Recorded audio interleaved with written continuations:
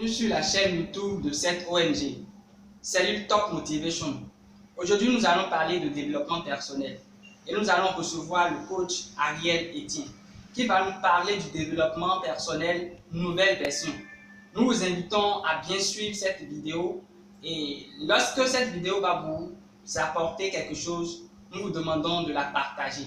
Ne la gardez surtout pas. Merci. Je me nomme Ariel Etienne. Et pour ceux qui ont suivi les vidéos précédentes, ceci n'est que la suite. Et pour ceux qui n'ont pas suivi les vidéos précédentes, je vous recommande de suivre la vidéo qui a précédé celle-ci. Nous avons essentiellement parlé du développement personnel, d'une nouvelle approche, essentiellement basée sur le mot personnel. Et donc, pour continuer, aujourd'hui, je vais vous donner un peu plus de détails sur vraiment ce que c'est que cette approche personnelle. Si nous prenons un exemple, le médecin, pour qu'il puisse soigner un patient, il a besoin de s'entretenir en face à face avec ce patient. Il a besoin d'avoir une discussion profonde avec ce patient pour le traiter de façon personnelle. Parce que chaque patient vient mais n'est pas traité de la même manière que le précédent. Donc vous devez comprendre que cette approche aussi fonctionne dans le développement personnel. Le développement personnel de masse, qui consiste à suivre les vidéos, à suivre les conférences, n'a pas vraiment de résultat. Ce qui a vraiment du résultat, c'est le suivi, c'est le coaching. Généralement, si vous suivez bien le développement personnel, ceux qui ont le résultat sont ceux qui sont vraiment suivis de façon pratique et de vraiment, comment dirais-je, quel mot je vais utiliser, ouais, voilà, un système de mentorat, voilà, ça explique mieux, qui sont suivis sous une forme de, suivi de façon régulière avec le coach. Là, comme ça, le coach a la possibilité de savoir vraiment comment il pense, quels sont ses schémas, quelles sont ses habitudes, ses programmes, afin de développer de façon personnelle, donc une approche individuelle. Et c'est ce qui marche. Pas la lecture des livres en masse, les séminaires en masse. Donc ça ne marche pas vraiment. Et quand c'est comme ça, vous sortez seulement de la salle ou de ces vidéos-là de façon motivée. Mais le bénéfice pour vous à la fin, c'est zéro. Parce que vous sortez de là, comme le disait mon mentor, je le répète encore, vous sortez comme des idiots motivés. C'est rien. Il n'y a rien pour vous dans votre pratique dans la vie. Donc ici, vous n'avez pas besoin d'informations. Vous avez besoin plutôt d'une transformation. C'est différent. Parce que l'information, ça vous montre vos lacunes. Vous sentez que, ah oui, ça je ne connais pas, oh, franchement, oui, c'est vrai, il a raison, mais comment je vais faire? Donc, vous êtes dans le comment, ce qui n'a pas d'importance. Peut-être on va développer ça plus tard. Donc, vous êtes dans le comment, vous vous remettez en question de façon négative et ça n'a pas un bon impact pour vous.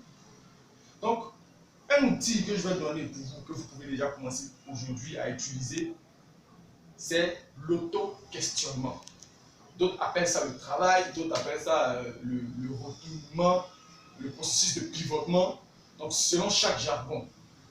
Parce que vos processus de pensée sont mauvais à la base, sont négatifs. Donc, vous devez les changer. Et pour les changer, d'abord, vous devez faire une remise en question. Vous devez vous poser des questions. Parce que vous allez vous rendre compte que vos schémas de pensée sont faux. Parce que vous avez eu l'habitude de croire en des choses sans vous poser des questions. Si on prend l'argent, ceux qui sont riches sont malhonnêtes. Ou bien il faut faire de mauvaises choses pour avoir l'argent. Il faut faire des sacrifices, comme nous n'en parle ici en Afrique.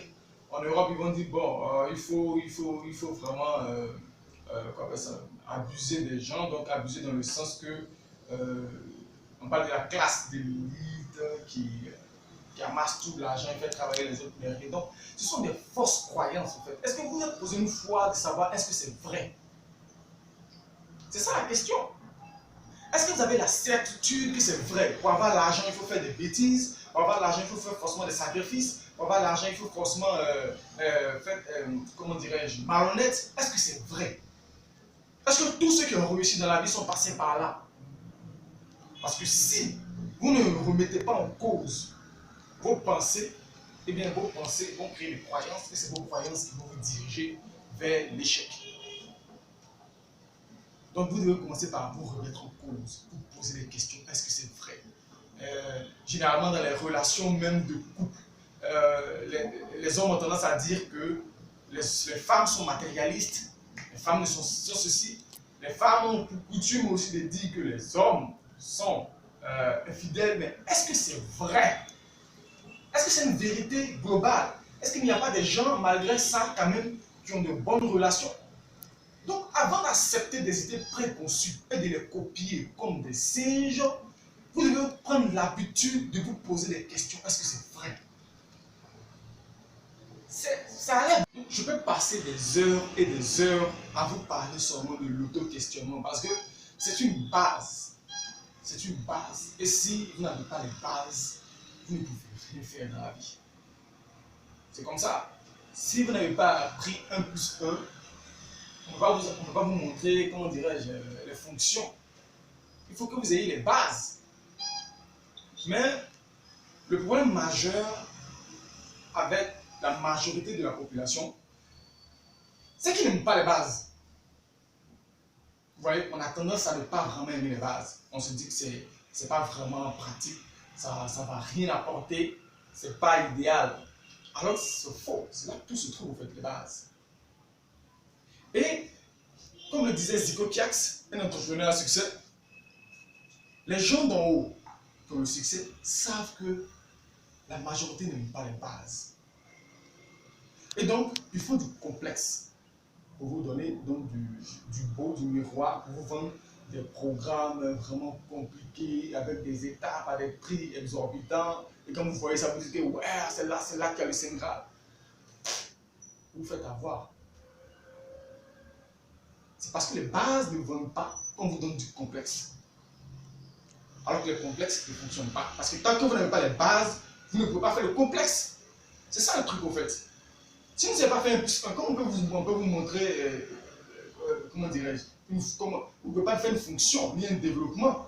Parce que même après la formule du développement et de la fonction, arrive un moment où vous serez obligé de faire des additions, des soustractions et des multiplications. Donc si vous n'avez pas la base même, vous ne pouvez rien faire. Et donc l'auto-questionnement, ça a l'air banal, comme je vous le dis. D'autres vont dire, bah oui, je connais ces informations, mais bon, vous les connaissez, vous êtes où depuis? C'est ça la question. Vous les connaissez, mais où est-ce que vous en êtes depuis dans votre vie? Vous les connaissez? Vous êtes sûr que vous les connaissez? Connaître et ne pas faire, ce n'est pas connaître. Comme dit Léo Biscaglia. Vous ne connaissez pas. Et il faut commencer par être humble dans la vie et reconnaître qu'on ne sait pas avant de commencer par apprendre le nouveau. Et donc, je vais marteler encore cette histoire d'auto-questionnement parce que tant que vos processus de pensée n'ont pas changé, rien ne peut changer pour vous dans la vie, au fait. C'est-à-dire que vous allez vous complaire à faire les mêmes choses et à vous attendre à des résultats différents. Et c'est là que la folie commence. C'est-à-dire qu'il y a un caillou devant vous. Vous passez, votre pied tape toujours le caillou. Et vous vous plaignez à chaque fois que votre pied tape le caillou et que le caillou doit quitter sur la voie. Mais déplacez le caillou. Si vous continuez de passer sur le chemin tout le temps, en ne déplaçant pas ce caillou et en espérant que le fait que vous allez passer tout le temps, le caillou va se déplacer de vous seul, c'est faux, vous allez devenir fou vraiment. Les bases. Tant que vous ne maîtrisez pas les bases, vous ne pouvez rien faire. Et ça, on les retrouve même beaucoup plus en français, avec la dictée. Orthographe, conjugaison, grammaire, et on se retrouve à l'université et on écrit des devoirs avec plein de fautes. Mais le devoir en lui-même n'est pas si complexe. Mais comme les bases ont été ratées, c'est-à-dire que les bases de grammaire, de conjugaison et d'orthographe ont été ratées, donc le professeur a beau tourner les phrases, a beau les conjuguer au passé, je ne sais pas quoi, a fait des mystifications, mais vous vous servez toujours de la grammaire, de l'orthographe et des conjugaisons pour pouvoir écrire. Alors donc que cette base-là est faussée, quelle que soit la manière dont on complexifie la phrase, vous ne pouvez rien faire. Alors que celui qui a eu la base, Vous pouvez tourner les phrases de façon plus complexe, il s'en sortira toujours parce qu'il a les bases.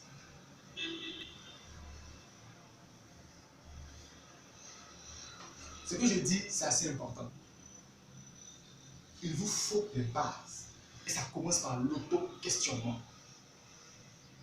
Vous devez commencer par vous questionner. Est-ce que c'est vrai? Ce que je pense, est-ce que c'est vrai? Est-ce qu'il y a une preuve? Est-ce que j'ai la certitude que c'est vrai? Est-ce qu'il n'y a pas des gens malgré ça qui réussissent? C'est là que ça commence. Vous devez vous remettre en question.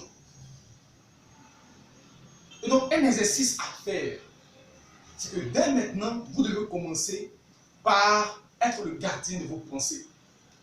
C'est-à-dire que maintenant, essayez le plus d'être conscient de comment vous vous sentez et à quoi vous pensez. Et quand une pensée vous survient dans la tête, posez-vous la question de savoir est-ce que c'est vrai? Est-ce que j'ai la certitude que c'est vrai? Est-ce qu'il n'y a pas des personnes qui, malgré qu'on dise que c'est vrai, que c'est comme ça que la réalité est, mais qui ont autre chose dans leur vie? Mais si je n'ai pas la certitude que c'est vrai, pourquoi continuer de croire alors que c'est vrai? Vous devez vous remettre en question, vous poser les bonnes questions. Parce que tant que ce processus-là n'est pas complet, n'est pas fait, et que vos pensées n'ont pas changé, rien ne va changer. Votre mental est ce qui vous guide dans la vie. Votre mental est la cause des résultats de ce que vous avez de votre vie. Si vous continuez de penser comme vous avez toujours pensé, vous continuerez d'avoir tout ce que vous avez eu. Tant que vous ne changez pas, votre vie ne changera pas. Mais là où se trouve le problème, c'est la fausse perception de la persévérance. Les gens disent qu'il faut que je persévère. Même quand ça ne va pas, ils disent qu'il faut que je persévère. Donc ils persévèrent en croyant que ça va changer. Mais c'est faux en réalité. Persévérer dans le faux conduira à des résultats médiocres et à rester toujours dans le faux. C'est-à-dire que si vous n'avez pas la bonne méthode et que vous continuez de persévérer, mais vous n'aurez rien comme résultat, vous continuerez toujours à avoir ce que vous avez eu. Donc ce n'est pas la pratique qui rend parfaite, mais la pratique parfaite qui rend parfait. C'est différent. Donc si vous persévérez dans le faux, vous aurez toujours le faux. Et donc certains me diront, mais comment faire alors pour savoir si nous avons la bonne pratique et nous faisons bien? Vous devez copier ceux qui ont ce que vous voulez. Parce qu'ils ont la preuve et ils ont la bonne méthode. Vous voulez un résultat? Vous voulez avoir des muscles? Vous voulez avoir un corps d'Arnold Schwarzenegger? Pourquoi vous écoutez le gars Fingal de votre quartier? Allez chercher un coach, qu'est-ce que vous voulez? Et écoutez-le. Parce qu'il a prouvé, il a montré on peut le faire. Donc il a le bon processus, donc la bonne méthode pour arriver à l'objectif. Vous voulez avoir de l'argent? Mais cherchez un millionnaire, écoutez ses conseils. Pourquoi vous écoutez vos amis qui n'ont rien ou les gens de votre famille qui n'ont rien? Ils n'ont pas ce que vous voulez. Donc ils n'ont pas la méthode, ils n'ont pas la bonne pratique pour avoir de l'argent. Ils ont des théories et ils pensent que c'est vrai. Mais si ces théories étaient vraies, il y a longtemps qu'ils seraient millionnaires, il y a longtemps qu'ils seraient milliardaires. Donc ça prouve qu'ils n'ont pas la bonne méthode. Donc pour avoir la bonne méthode, donc pour conclure, vous devez travailler sur les bases.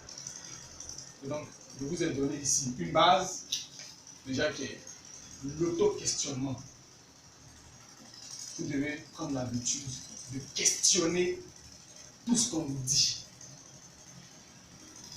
Et même, ce que moi aussi je vous dis actuellement, je ne vous demande pas de me croire sur le champ. Vous ne devez pas rejeter ce que je dis, mais vous ne devez pas aussi accepter ce que je dis. Mais vous devez le soumettre à l'expérience, le contrôler avant de l'accepter pour vrai. Pourquoi je vous dis ça? Parce que si vous ne remettez pas quelque chose en question, vous ne questionnez pas quelque chose, vous n'avez pas la preuve que c'est vrai et que vous l'acceptez, quand viendra les moments de doute et les moments de vacillement parce que ça arrive. Vous n'aurez aucune base, aucun repère, aucune expérience faite par vous-même. Et donc vous avez le résultat sur lequel vous basez pour reprendre une nouvelle impulsion. Donc vous devez toujours remettre en cause ce qu'on vous dit. À moins que ça vienne d'un mentor, quelqu'un qui a ce que vous voulez directement, qui vous dit c'est comme ça qu'on fait, c'est comme ça qu'on fait. Là, vous pouvez suivre. Mais même dans ce cas, arrivé un moment aussi, il faut comprendre pourquoi c'est vrai. Donc vous devez toujours avoir cet esprit-là, cet esprit critique-là, de remettre les choses en cause.